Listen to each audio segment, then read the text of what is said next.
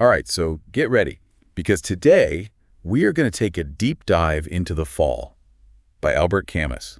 Oh, yeah. Like, you read this one? I have. I find this book just so chilling. It's one of those books that really sticks with you. It really does. It's Yeah. thought-provoking, and I think it will stick with our listeners for a while after they finish it as well. Yeah. So this is Camus' 1956 novel, The Fall. That's right. It's a philosophical novel, and it's narrated in the first person by this Parisian lawyer, Jean-Baptiste Clamence. Yeah. And he finds himself exiled in Amsterdam. Right. So today, we're going to dive deep into those murky canals of Amsterdam. Metaphorically, of course. Metaphorically, of course, to try to unravel this complex tapestry of guilt, judgment, and the search for meaning in a meaningless world.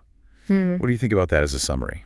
I think that's a perfect way to describe this book. You know, it's not a light read by any means, but it forces us to confront some really uncomfortable truths about ourselves and about humanity. Right. And as you said, that setting of Amsterdam is so much more than just a backdrop. It really becomes almost a character itself, mirroring Clamence's descent. Totally. There were certain lines that just stood out to me when I was reading it. And I was like, oh, this is just so perfectly capturing that claustrophobic mood. Like when he describes the canals as circles of hell, or the city as a dream of gold and smoke. Oh, yeah. It just gave me this sense of moral decay.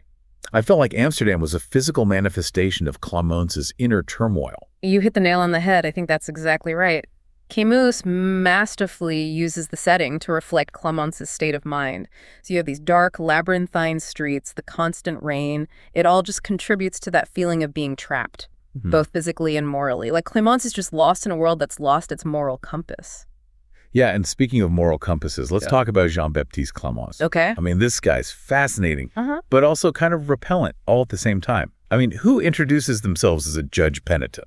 Right. That's the brilliance of Camus. He creates this character who is so deeply flawed, even hypocritical, and yet we still find ourselves drawn into his world. Yeah. I mean, he's a former Parisian lawyer, someone who was very successful, admired in his field, and yet now he seems to be haunted by this deep sense of guilt. Yeah. And that title, Judge-Penitent, perfectly reflects that internal struggle that he's going through. You know, he judges himself so harshly. Yeah. And at the same time, he's also projecting that judgment onto others. Yeah, and I want to talk a little more about the incident with the woman on the bridge, Okay. because it seems like that's the catalyst for his breakdown. Why do you think Camus chose to focus on this event in particular? Well, I think it's really important to remember that we're experiencing this entire story through Clamence's confession. Right. So we're never really sure how reliable of a narrator he is. That's true. I mean, the incident with the woman is what he chooses to highlight. And it becomes this focal point of his guilt. You know, it's the moment where he sees himself as a bystander, failing to act when he could have saved her life. Right. But there are hints of other things in his past that maybe he's not addressing fully. Exactly. And that's part of the mystery of Clamence. You know, is he being completely truthful with us, or is he selectively revealing certain details to manipulate our perception of him? Okay, so maybe focusing on this incident is another way to deflect from other things that happened. It's possible, but even more than the act itself, I think it's the laughter that he hears afterward that really haunts him. Yes, the laughter. I mean, it's never really clear who is laughing, which makes it even creepier and more unsettling. Absolutely. It's either real or just in his head. Yeah. Right. And that ambiguity just adds to that sense of paranoia and psychological torment that Clamence is going through. Totally. So is this laughter a symbol of judgment from the outside world, or is it simply his own inner voice condemning him? Or both. We don't know. And I think that's what makes it so effective. It's like it follows him to Amsterdam. It does. He can't escape it. No matter how far he runs, he cannot escape that laughter. So it becomes this constant reminder of his perceived moral failings. Exactly. A metaphor for how guilt can consume us. Right. And how it can follow us even when we try to run away from it. I feel like Camus is tapping into this universal human experience with this. I think so too. That feeling of guilt, like we could have done more in certain situations, been better. He's really forcing us to confront our own capacity for inaction and moral compromise. Absolutely. And by presenting the story through Clamence's confession, he's challenging us to be the judge.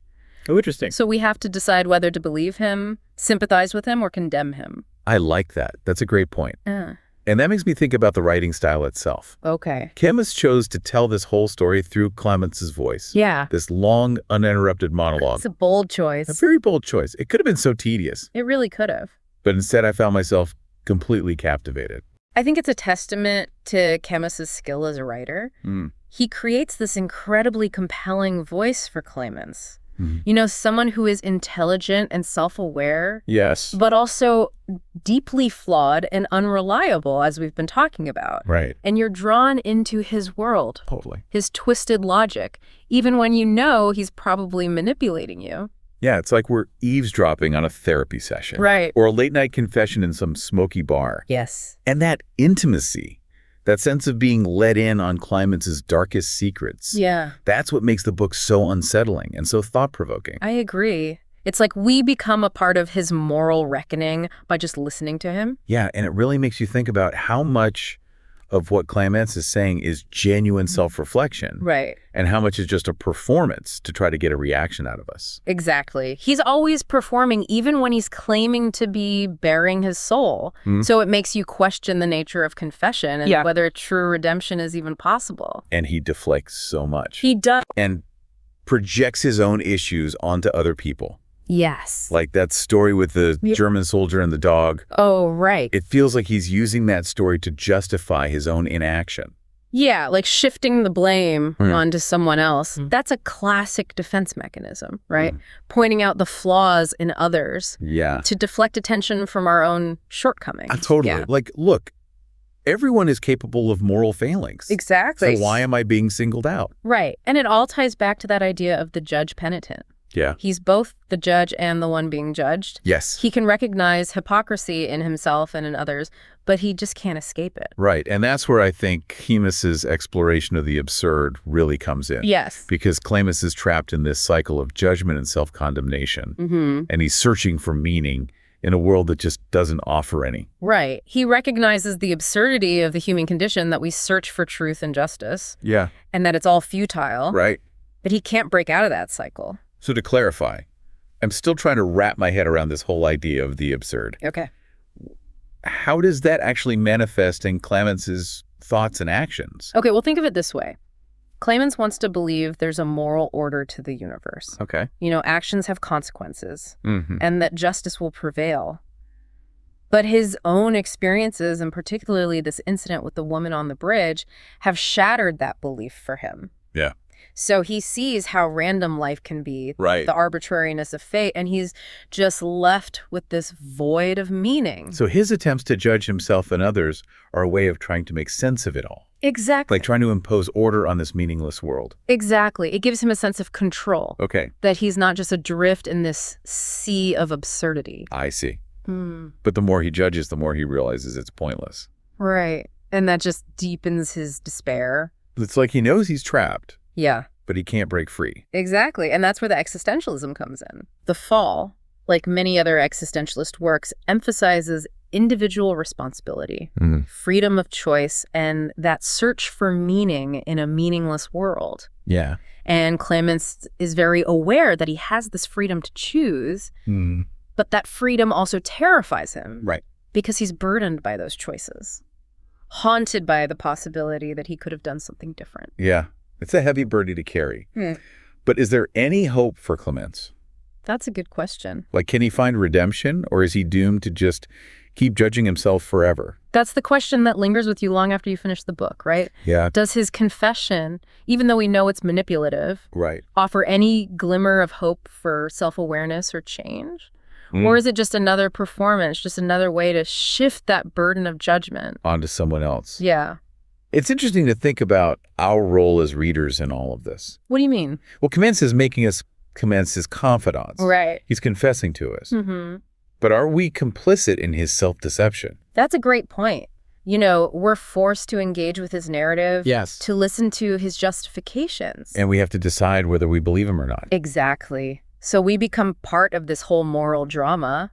Wow. Even if we reject his version of events in the end. It's like he's holding up a mirror to us. Yeah. Forcing us to look at our own capacity for self-deception. That's what makes The Fall such a powerful work of literature. Yes. It's not just about one man. Right. It's about humanity as a whole. Exactly. Camus isn't giving us any easy answers. No. Or moral absolutes. He's presenting us with a very complex character and challenging us to really consider what his actions mean. It makes us confront our own moral complexities. It does. And in the end, we're left with questions, Yeah. not answers. And I think that's what makes the book so thought-provoking. This book really stays with you. It does. I'm still thinking about it days later. And that's the beauty of great literature, right? Yeah. It stays with you. It's the gift that keeps on giving. So we've talked about the setting, the characters, the themes, Yes. even that unsettling laughter. But there's one thing that I haven't quite figured out. Oh, what's that? Well, what's that? It's the ending of the book. Okay. Clamence confesses everything. He lays out all his flaws and his failings. Yeah, But there's no real resolution. that's true. Like, he doesn't seem to find redemption or peace. He's just stuck in that bar in Amsterdam, Yeah, judging himself and everyone around him. he is. So what are we as readers supposed to take away from all of this? Well, the ending of The Fall, it's as ambiguous as that laughter that haunts Clamence. Yeah. I think Camus left it open to interpretation on purpose. Okay. So we'd have to grapple with these complex questions about human nature Right. and what it really means to find redemption. So it's almost like his confession is pointless then. Not necessarily. I think it's still a significant act, Okay. even if it's flawed. He's acknowledging his past, at least, and confronting his own hypocrisy. Right. But he doesn't really change. Well, whether he achieves true redemption is up to the reader to decide. I see. Camus doesn't want to tell us what to think. So maybe it's not about finding answers, Right. but about asking the right questions. Exactly. He's asking us to examine our own lives, Yeah. our own choices, Okay. to see if we're any different from Clamence. The Fall is really holding up a mirror to us in a way. It is. It forces us to confront our own capacity for self-deception. And moral compromise. Yeah, I guess that's where the true value of this book lies. I think so. Yeah. It's not about easy answers or absolutes. Right. It's about embracing the uncertainty And the in complexity. any life. Camus isn't giving us a guidebook or a set of rules No, he's inviting us to join this conversation. about guilt, Yeah, responsibility, and searching for meaning. in a world that can often feel absurd, Exactly, and that's something that is still so relevant today, and maybe even more so. especially with social media. And how much we judge each other constantly. We're all susceptible to it. To judge To rationalizing our own bad behavior. Yeah. To wanting approval. So can we break free from this cycle of judgment? The cycle that Clamence is trapped in. Yeah. Are we all doomed to be judge-penitents in some way? That's the question Camus leaves us with. Wow. And it's one that we all have to answer for ourselves. Well, I think that's a perfect note to end on. Yeah, This has been such a fascinating discussion about the Fall. I agree. It's been a pleasure diving into this book with you. Likewise. Yeah. And to all our listeners out there, we hope you enjoyed this deep dive as well, Yes. and that it's given you something to think about. We hope you'll keep questioning, keep exploring. I'll keep diving deep into the world of ideas.